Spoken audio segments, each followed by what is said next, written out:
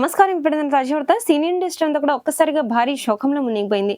ప్రముఖ top heroine Anupama Parameswaran పరిస్థితి అత్యంత విషాదంగా మారింది. దీనికి సంబంధించినటువంటి వీడియో కంప్లీట్ తెలుసుకోవాలనుకున్నట్లయితే వీడియో స్కిప్ చేయకుండా చివరి వరకు చూడండి. 2 నరకం చూపించాడు అంటూ మానసికంగా ఎంతో కుంగిపోయానంటూ అనుపమ పరమేశ్వరన్ తన ఆవేదన తెలియజేయడం జరిగింది. దక్షిణాది చిత్ర పరిశ్రమలో అత్యధిక ఫాలోయింగ్ ఉన్న హీరోయిన్లో అనుపమ పరమేశ్వరన్ ఒకరు.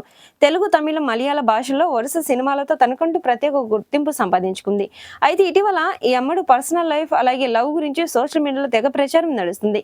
కోలీవుడ్ యంగ్ హీరో ధ్రువ్ విక్రమ్ తనయుడితో ఆమె కొంతకాలంగా ప్రేమలో ఉందనే టాక్ అయితే నడుస్తుంది. వీరికి సంబంధించిన ఫొటోస్ సైతం కూడా నెట్టింట వైరల్ అయ్యాయి.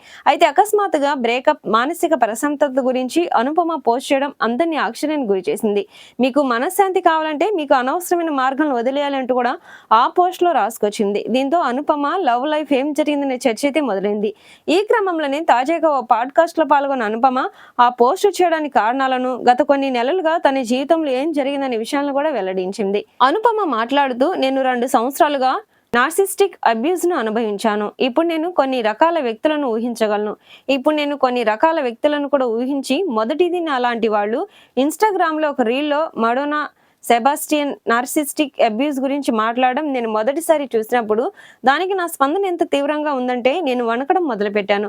ఇక రెండోది, ఎవరైనా బాధపడడం చూసినా వారి కుటుంబ సభ్యులు, స్నేహితులు మన బాధలో ఉన్నామనే విషయం వారికి అర్థం కాదు. ఇక మూడో వర్గం ఏదైనా ఉందంటే అది ఊహాగానాల ఆధారంగానే మన గురించి ప్రతికూల వ్యాఖ్యలు అయితే చేస్తారు. తాము నార్సిస్టిక్ అబ్యూస్ అనే పరిస్థితి ఎదుర్కొంటూ ఇంకా దాన్ని గుర్తించని వారి గురించి నేను మాట్లాడాలనుకుంటున్నాను. అది అత్యంత ప్రమాదకరమైన వర్గం. నేను ఆ వ్యక్తి పేరు చెప్పాలి అనుకోవడం లేదు, కానీ ఆ సమయంలో మానసిక, శారీరక క్షోభను అనుభవించాను.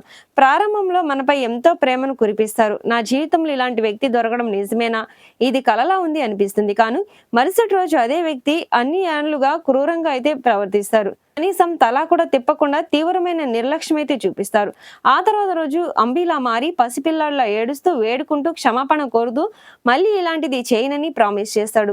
మళ్ళీ చెప్పలేనంత ప్రేమను కురిపించి ఇక తిరిగి అలాంటి ప్రవర్తన చూపిస్తాడు. 3 నెలల పరిచయంలోనే నిశ్చితార్థం, డెస్టినేషన్ వెడ్డింగ్ కూడా మాట్లాడారు. కానీ నా వృత్తిని మాన్పించి పూర్తిగా తన కంట్రోల్లోకి తెచ్చుకోవడానికి చేసిన ప్రయత్నం అని గ్రహించి నేను పదే ఎంగేజ్మెంట్ వాయిదా వేస్తూ వచ్చాను. ఒత్తిడి గురించి బయటపడేందుకు మందులు వాడాల్సి వచ్చింది. నా కెరీర్లోనే పెద్ద హిట్ అయిన డ్రాగన్ ప్రమోషన్ కూడా సరిగ్గా చేయలేకపోయాను. ఒకవేళ నేను ఆ వ్యక్తిని పెళ్లి చేసుకొని ఉంటే ఖచ్చితంగా విడాకులు తీసుకునేదాన్ని అంటూ చెప్పుకొచ్చారు.